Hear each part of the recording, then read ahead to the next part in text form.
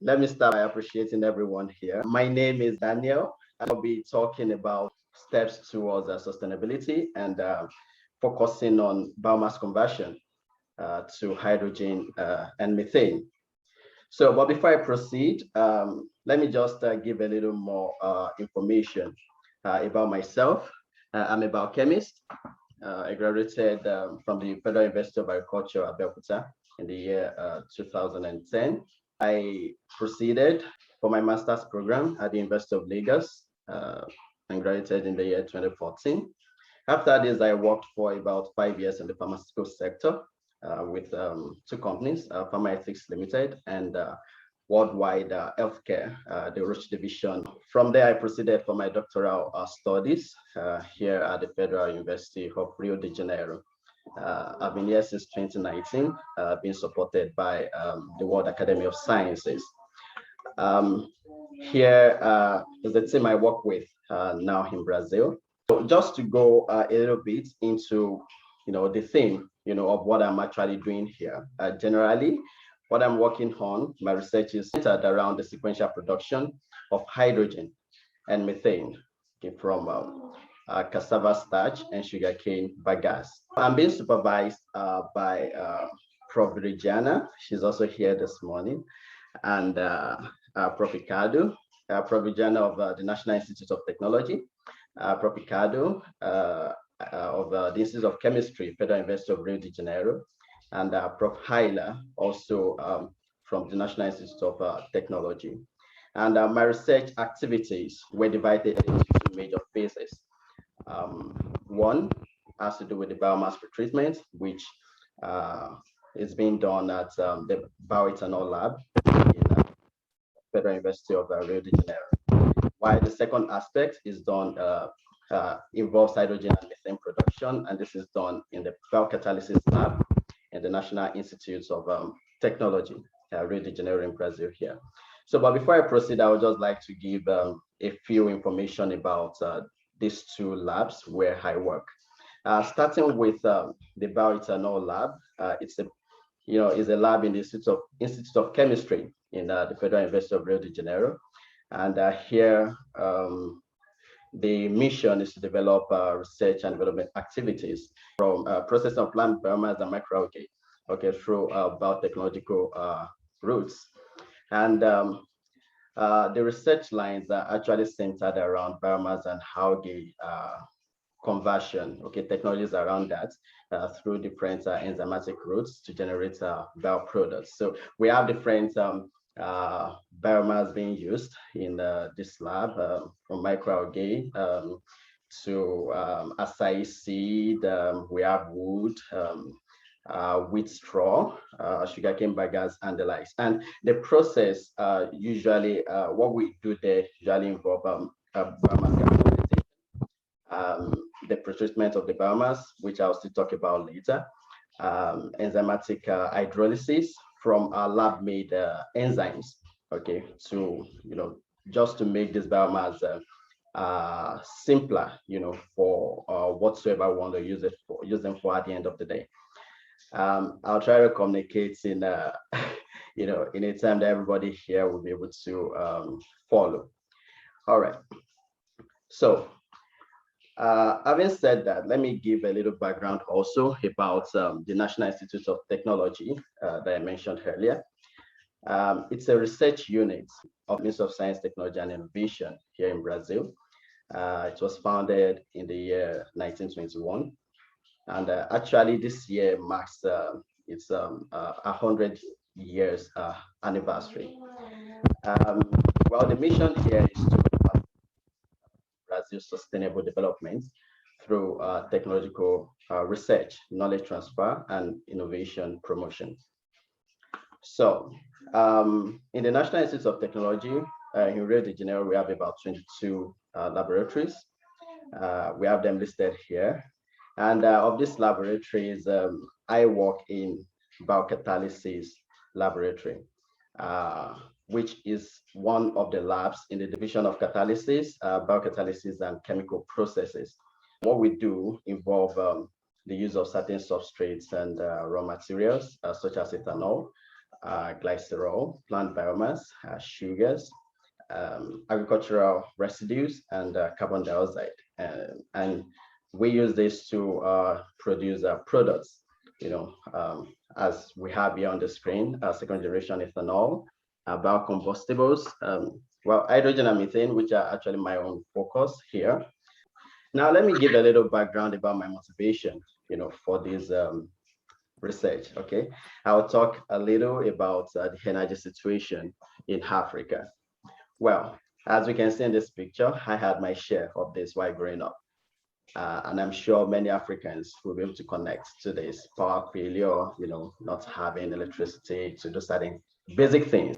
Things have not really changed over the years. According to the International Energy Agency, over 600 million people in Africa still don't have access to electricity. That's well, around 600, I must say. That's still somehow so much. The population of Africa is just about 1.4 billion people. So definitely we can say almost half of the population of Africa, don't have access, to electricity. This is a serious thing. And as we can see here over the years, even from year 2000 up to, going forward, it's just the same, okay? And even the projection up to year 2030, yes, there's a little reduction, but still, it's still close to 600, almost half of the population. I think it's a serious problem. Okay, and because of this, people need energy. People need to go on with their businesses, go on with different stuffs. That has made a very big market, okay, of what we call generators. In Nigeria, we have this business very well, where you have these generators providing your own personal electricity supply, fueled by gasoline or diesel, okay, as the case might be. So moving on, this has made people to just look for ways, of sustaining themselves, their businesses, and even when there's fuel scarcity, you have people, going with gallons, to get fuel, and they come back, oh, they're very happy. Finally, I've gotten it. I've gotten the energy I need, But is this sustainable? That's the question. And that's my motivation for this research. Okay, moving on, let me talk generally about Africa. This is a map of Africa. We have about 50 countries in Africa. And with the exception of the yellow parts, which is in Northern Africa, the rest are classified as sub-Saharan African regions. So, well, I already said this, we have about 1.4 billion people, in Africa. And the total installed energy capacity is just around 245,000 megawatts for the whole population. Meanwhile, sub-Saharan Africa, as I just explained, with the exclusion of South Africa, which generates about 50,000 megawatts, only have installed capacity of 165,000 megawatts. So, and the population we're talking about here is about 1.1 billion people. Meanwhile, in Brazil, which is a country, not a continent, okay, a country with 230 million people, the total installed capacity to date is around 173,000 megawatts, higher than what we have for most parts, of Africa combined together. So, in addition to the fact that we don't have enough energy, even the one we produce, 80% are from non-renewable sources, okay, coal, natural gas, okay, they are not sustainable, okay, and we only have 20%, from renewable sources. Now, let me bring it home. This table here shows a kind of comparison between the most populated country, in different parts of the world. Yeah, for example, Nigeria, my country, is popularly called the giant of Africa. Yeah, basically because of our population. Okay, and Nigeria is the most populated Black nation on earth. So we have a population of about 206 million people, and the total installed energy capacity is 12,500 megawatts. And we must also note that we've never achieved this capacity. Most of the time, the energy generation in Nigeria fluctuates around 3,000 to 5,000 megawatts, so which is very low. Comparing to Brazil, which has a similar population, okay, 230 million people. As I said earlier, Brazil has installed capacity of 173,000 megawatts. Okay, so the difference is huge.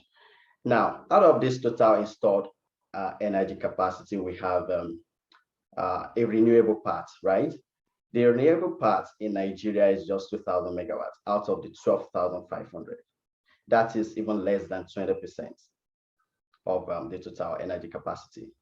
And in Brazil, the renewable energy is up to 150,000 megawatts, which is over 80%, of the total installed energy capacity. So this is also something to take note of. Now, talking about renewable energy, we have different sources, okay, solar, wind, and the likes. And biomass energy is also one of them. In Nigeria, we are not doing well. Of course, generally, we're not doing well in terms of energy, but even in terms of biomass energy, we only have 10 megawatts installed capacity compared to Brazil, which is one of the highest in the world, having up to 16,000 megawatts installed energy capacity in terms of biomass energy. Comparing biomass energy from Brazil now to even the total installed capacity, energy capacity in Nigeria, you can see that the biomass energy from Brazil is even still more than what we have for the total in Nigeria. So that shows that biomass energy could even be something important that could still do something, meaningful for our countries, not only in Nigeria, but also in Africa in general. So this makes me to look at it. Okay, biomass, okay, could be something, to reckon with, something to consider, okay, even in Africa. Now, for those who want to understand what biomass means, I will just give a little explanation. Okay, any organic material from plants or animal origin is a biomass, okay, including microorganisms. Biomass is renewable, and it can be transformed into clean energy. As we have here, different examples, okay, we have them all around us. And I must say that, especially when it comes to agricultural crops and residues, Africa is really doing well in this aspect. So we have all it takes, to produce biomass energy. I'll still talk a little about this as I proceed. All right. So what biomass do we use in my lab? In LabIC, Biocatalysis Laboratory, we work with quite a number of biomass. We have the anaerobic sludge, which is usually the source of our microorganism in fermentation processes.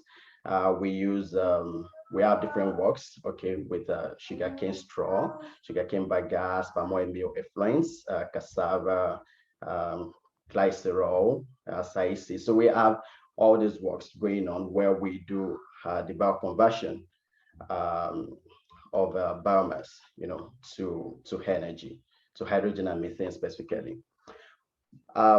Moving on, let me just give certain examples of where these things have been working to date. Okay, in Brazil, we have the sugarcane plantation. The sugarcane industry itself is self-sustaining, where we can produce, first generation ethanol from the sugarcane juice, and even the waste products, during the sugarcane processing, which includes bagasse, could be converted to second generation ethanol, and also to electricity bonds, to generate electricity. And I think Brazil is, producing this a lot, which is a major contributor to the values I showed earlier.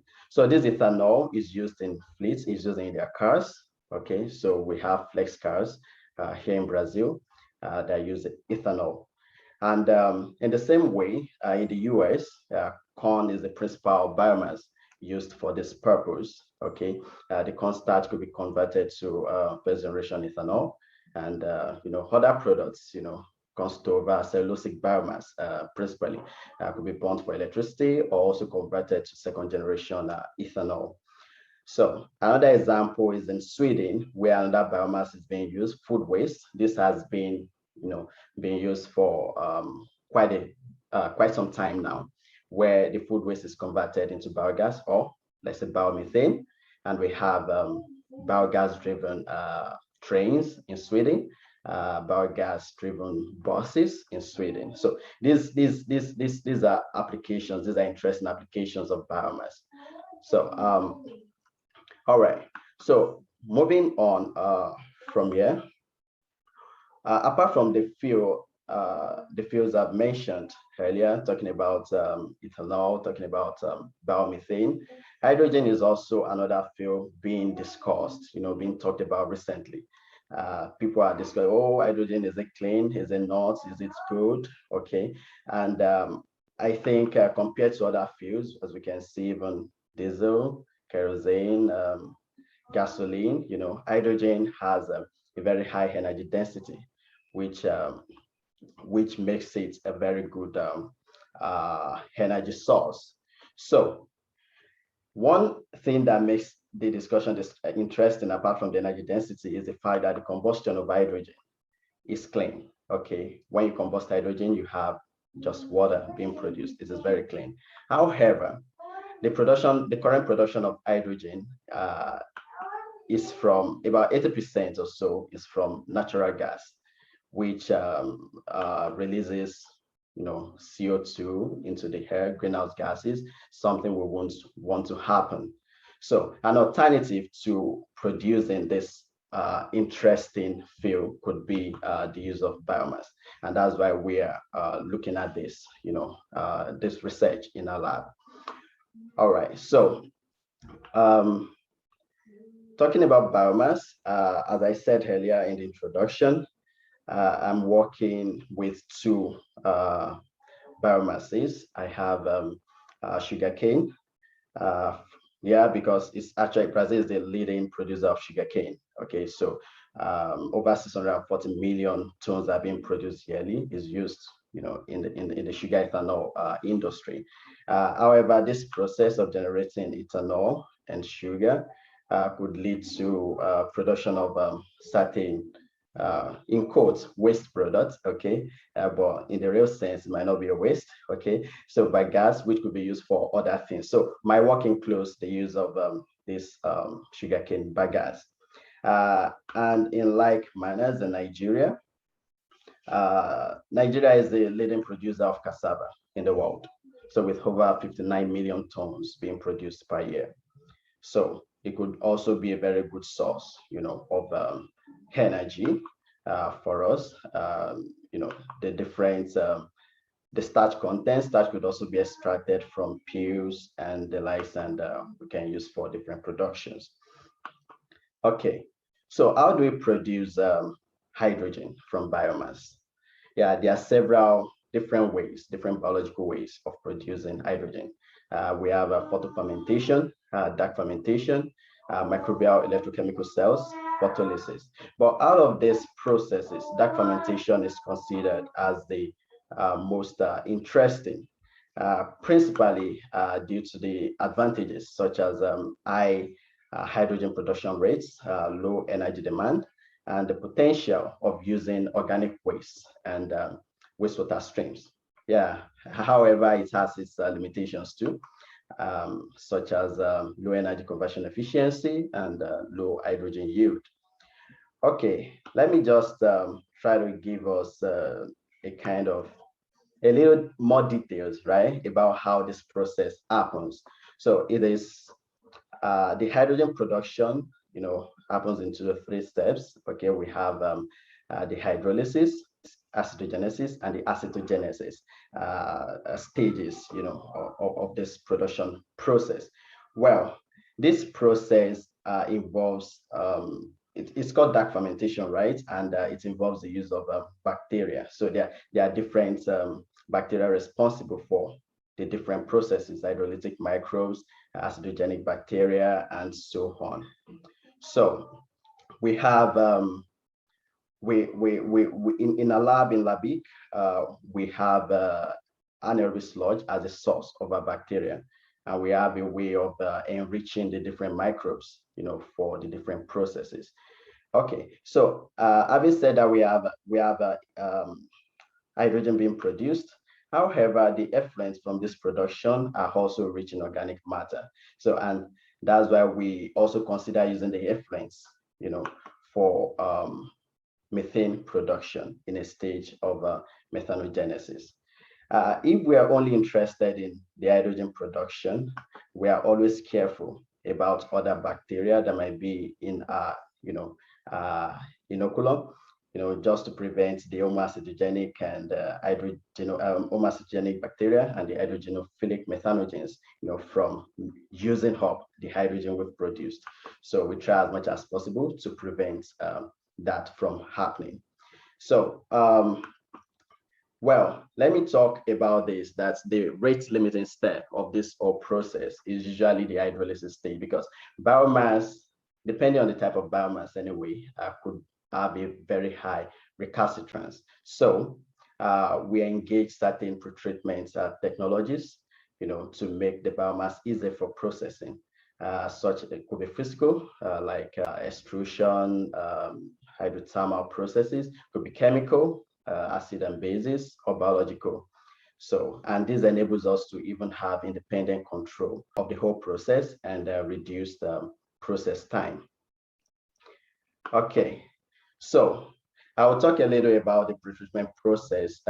Two pretreatment processes we've used, and the extrusion, which I used for the cassava starch biomass.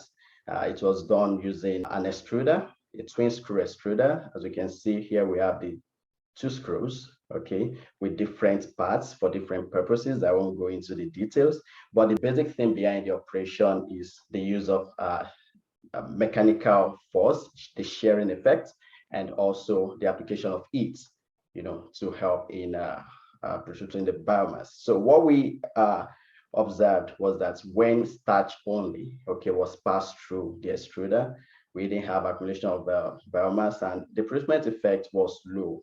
Okay, the torque was low, pretreatment effect was low, but with the addition of a little portion of bagasse to this starch at the ratio 1 to 0.5, we're able to pretreat the starch more effectively. Okay, we have biomass accumulation, we have the starch being retained within the barrel, and logically, that would increase the time of its pretreatment. And also the coarseness of the bagasse help to improve the shearing force and even the torque of the machine for better mechanical pretreatment. After the pretreatment, we subjected the pretreated biomass, okay, to enzymatic hydrolysis. We have our lab-made enzymes rich in enzyme cocktail rich in amylases, okay, and we try to check the glucose yield. The glucose yield here indicates how easily, okay, the biomass was pretreated, okay. So for those that we added bagasse at this ratio, we had a sharp increase, in 3 hours, 3 hours of hydrolysis compared to the untreated biomass. It's the same thing we have in this graph, okay, 3 hours glucose yield, an increase in 3 hours compared to the untreated, and the cassava starch pretreated under low torque. Okay, let me move on from here.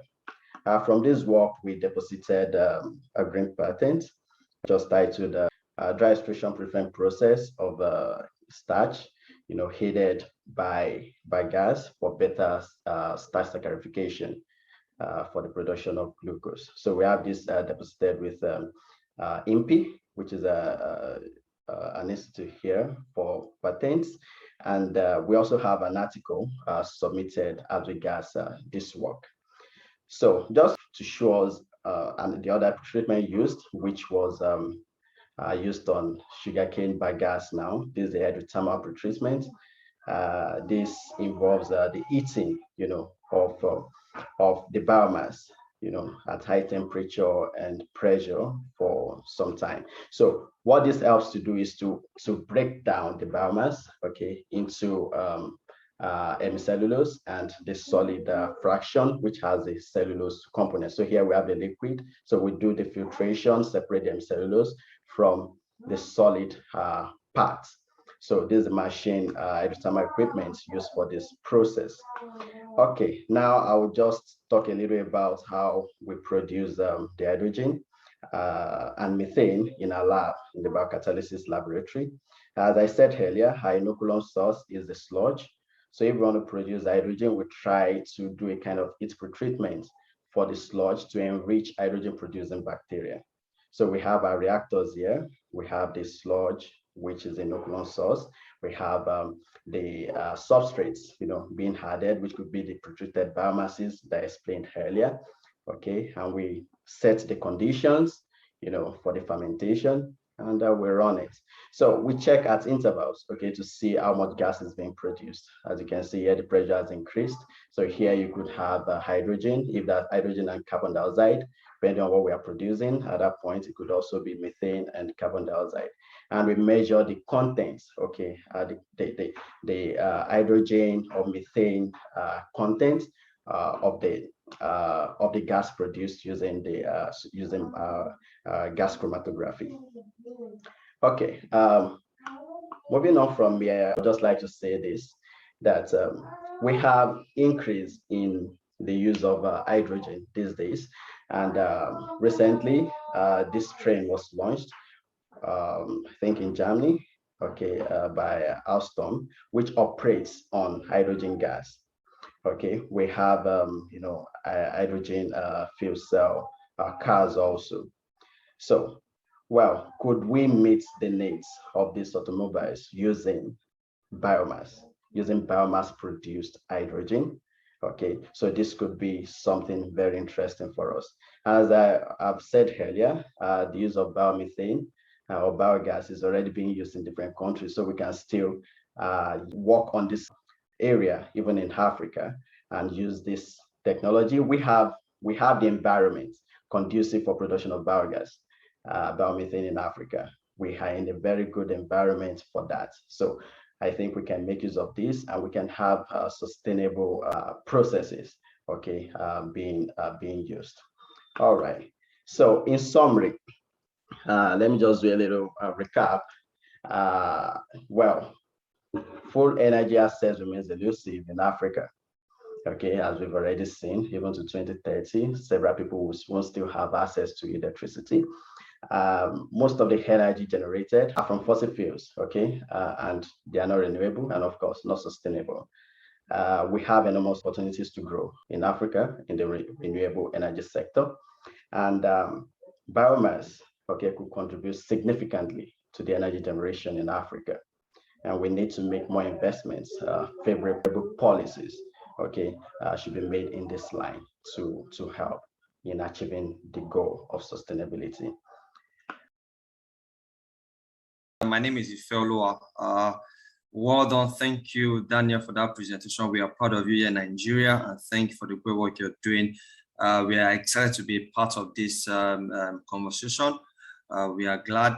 My question would just be, in the production of the hydrogen gas, what will be the effect if we trust will go in this line? We then have massive production of hydrogen gas. Would that in any way affect the perhaps the atmosphere, the ozone layer? Would there be any major effect, like we have for fossil fuel, having used it for a long period of time? I don't know if you get my question, Daniel.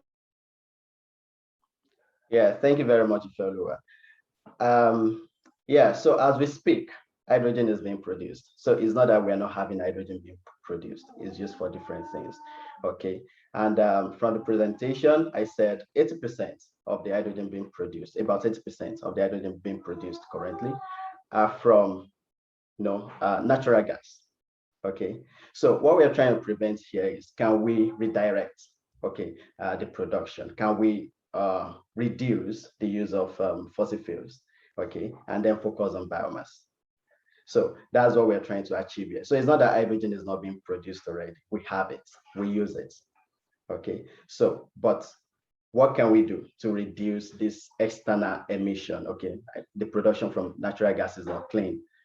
Okay, so we have a lot of CO2 being generated from this. And that's why everywhere in the world, people say, oh, let's reduce, okay, the use of fossil fuels. Fossil fuels are not sustainable. They could finish anytime, right?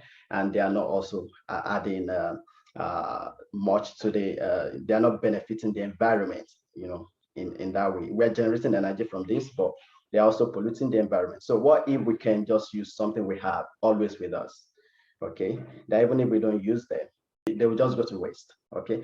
So it's just like changing the process. So it's not really about producing additional hydrogen, but can we change the process?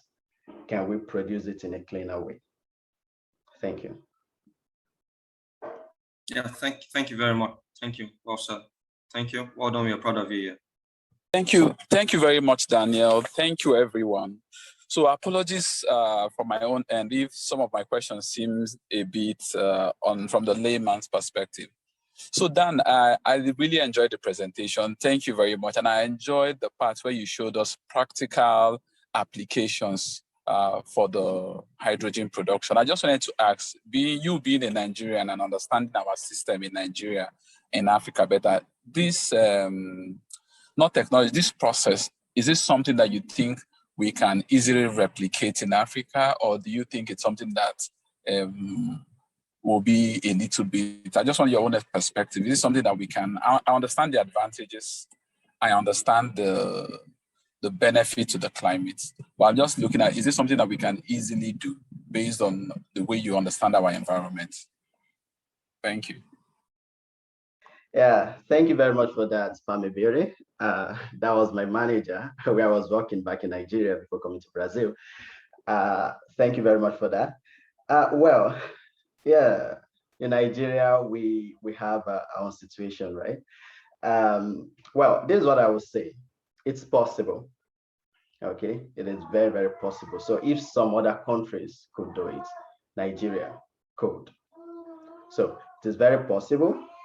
The only thing, and I can say that we're even at advantage, okay, in Nigeria. Let me give an example. Maybe not about hydrogen from biomass now.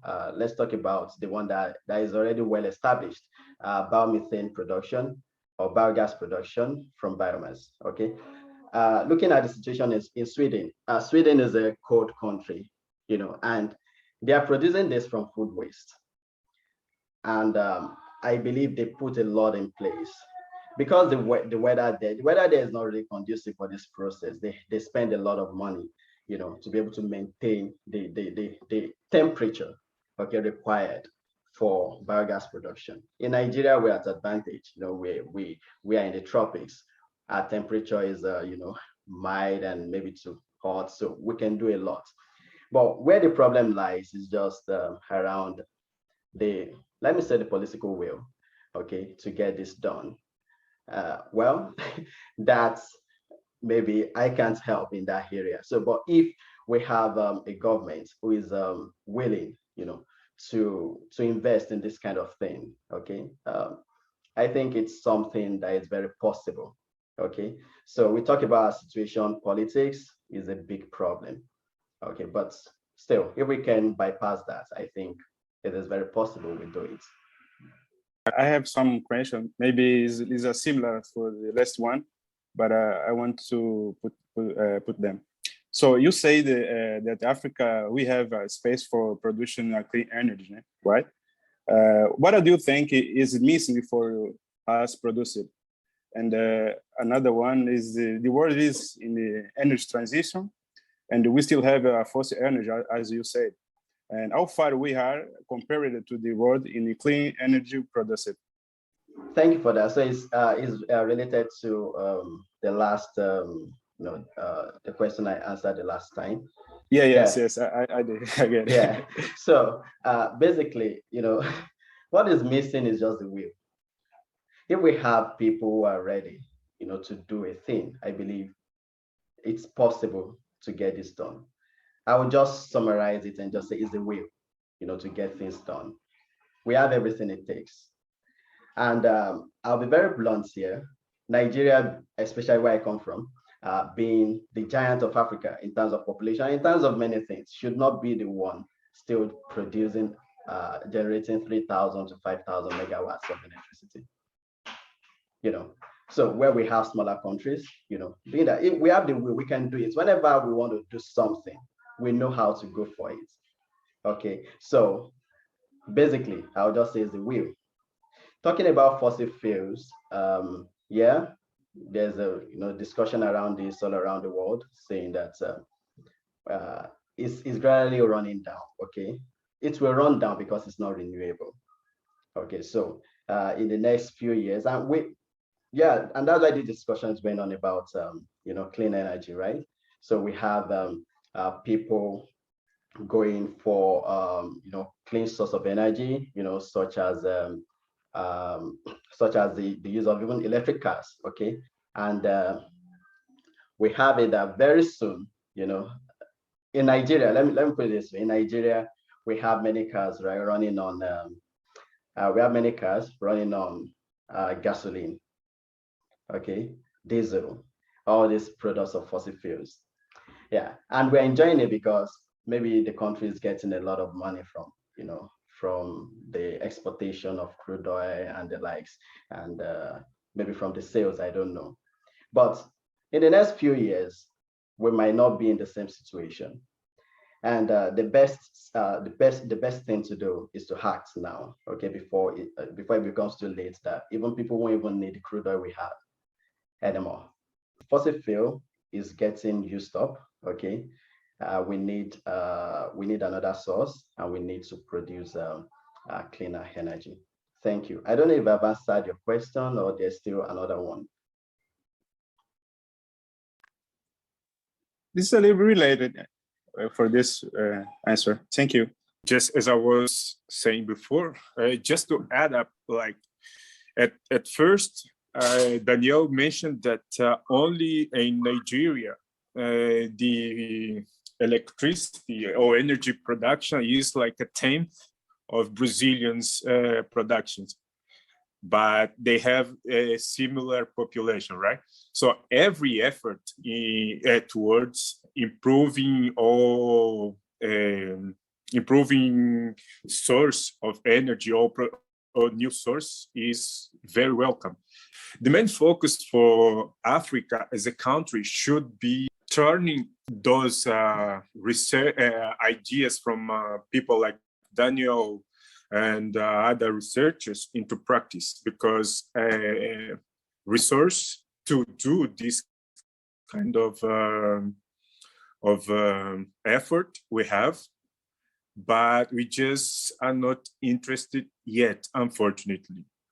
And whenever as you could realize, Nigeria is the world leader in cassava production. But those waste from cassava, they tend to be disposed without any further treatment that could benefit the environment, could benefit the population in the surrounds, right? Because if you just dispose waste without further use, for, let's say, for production of methane or any other form of energy, you are just wasting the waste, if I can say that. Let me ask you one more thing, Daniel. Do you feel like is there a basic research on that in Africa besides your work, your efforts?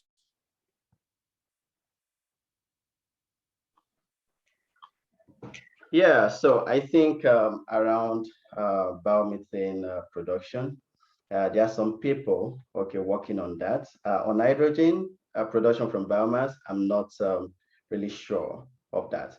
But on the production of methane from biomass, I think there are works going on around that. Okay, and even in Nigeria, some people are also on their own in smaller scale trying to produce methane. okay, from biomass. But when you don't have the support required, it becomes a problem.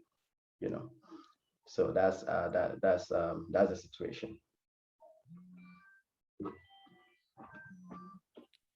Yeah, I think it's interesting because we should, like, as a continent, share this kind of efforts so that we can strengthen our capabilities to accomplish our goals on renewable energies and stuff. And I've worked before on my master with biodiesel production from microalgae. The aim was to use pig manure to digest and then grow microalgae and then obtain oil from microalgae and then turn it into biofuel. The idea was interesting, but I did it in Brazil. I wanted to take this effort to my country, to Angola, but I didn't succeed because there were political issues on that, and I just couldn't, right? I'm gonna ask Oladije to comment since he raised his hand, please. Hello, Daniel. Very impressed with your presentation, and I congratulate you for doing so fine. You have illustrated in your presentation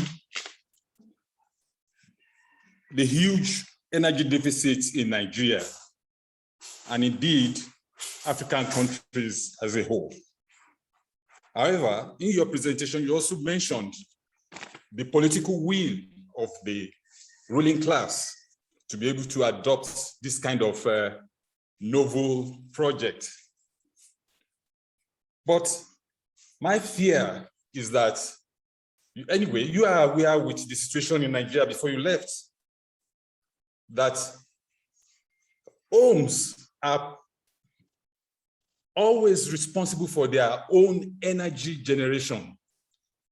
Are you looking at a situation where mini plants will be put in different homes instead of the central plants that at the end of the day will not meet the needs of the general populace? So what's your take on that? Thank you very much, sir. Nice having you here. I feel it's good. Yes, homes could generate, this by themselves. Okay, I think it's a good idea, but it might not also come that easy because these processes could need a lot of maintenance, could need a lot of things to be done. And we have specialists that will be going around to do that, right? But if it's possible, if a nation can do it, it will be better. But of course, we have certain people, even farms, okay, who generate their own energy from methane just by themselves. Okay, they use the waste produced from the farm and they generate methane gas, and that is working. But not everybody will be able to do this.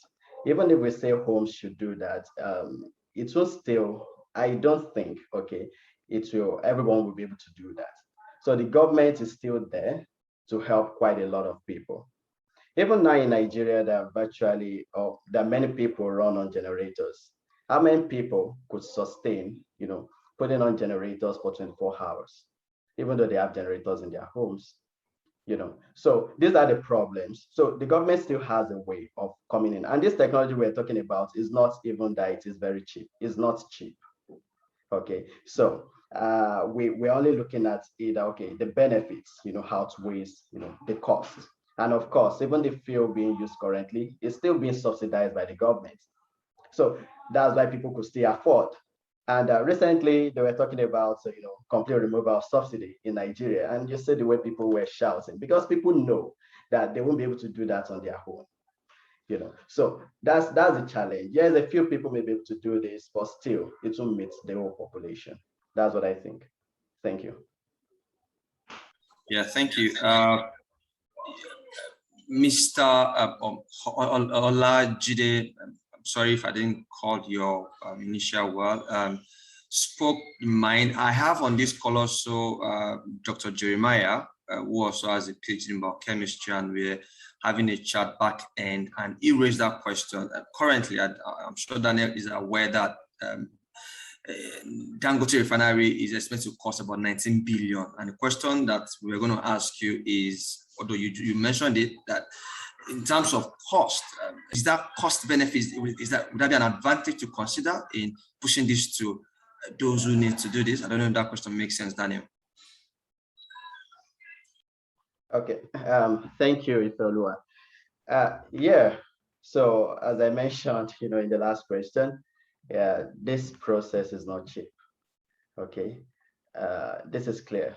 Okay, to everyone, it's not cheap, but I believe the benefits, okay, outweighs the cost. Okay, no matter how much we spend on it, it can still, we can do it.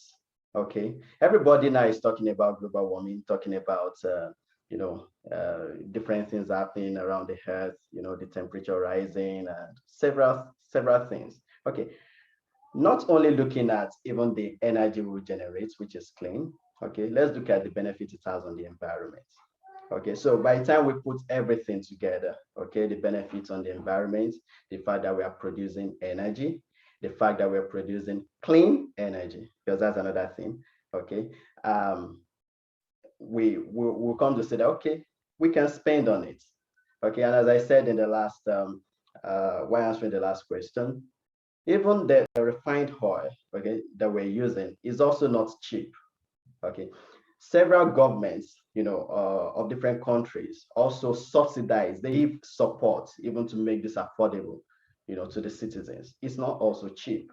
So the government also needs to be willing, okay, and make deliberate steps, okay, towards making policies, that will enable this to thrive. So that's my take on that. Thank you again, Mr. Daniel. That was a huge presentation from you, and that will contribute a lot in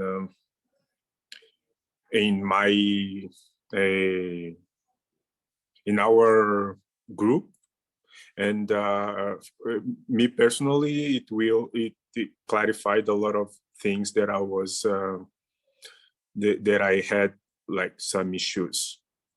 And I would like also to thank everyone to spend their time with us. And we're looking forward to see you guys in our next webinars. I want to thank everyone for making it a date here to listen, to the presentation. And for the group OCRA, for the organization, I also say thank you, for giving this opportunity, okay, to be here and to present my work. Thank you very much. We appreciate you, and we look forward to work again with new subjects and topics, because this is very special for us, because those are topics that we are looking forward to take to Africa as a continent. We want to raise those issues so that we can find solutions and give to authorities in order to give our contribution on development of our continent and stuff. And yeah, that's all. That's about it. Thanks everyone again. Todo mundo, então terminamos mais com sucesso uma apresentação. O nosso caríssimo Daniel Fashion. Pelas palavras que disse o nosso morador Nelson Celeste, o reforço. É sempre uma honra termos pessoas aqui amigas que vêm nos acompanhando desde o início, né? São muitas pessoas, eu não vou citar, mas sinto todos abraçados, né? Estamos sempre juntos no OCRA e somos todos juntos e unidos para buscar aquilo que sempre almejamos, né? Que é o desenvolvimento local de nossas regiões. E esse é o grande objetivo da OCRA. Bom, aqui terminamos hoje. Agradeço. Tchau, tchau. Até a próxima.